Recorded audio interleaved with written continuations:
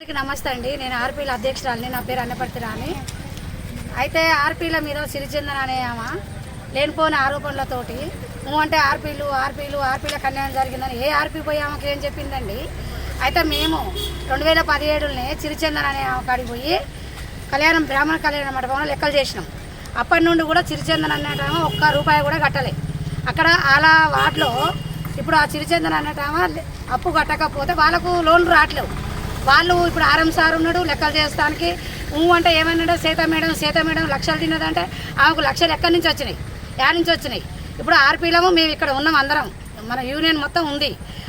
వాళ్ళైనా ఆమె మీద మేమేమో పగలేదు ఏది లేదు చెప్పాలని. ఆర్పీలకు లెక్కలు రావు, ఆర్పీలు కొడుకులతోటి భర్తలతోటి చేయించుకుంటున్నారంటే ఆమెకు లెక్కలు వస్తాయా? మేమందరం ఇన్నేళ్ళ కానీ చేస్తున్నాం.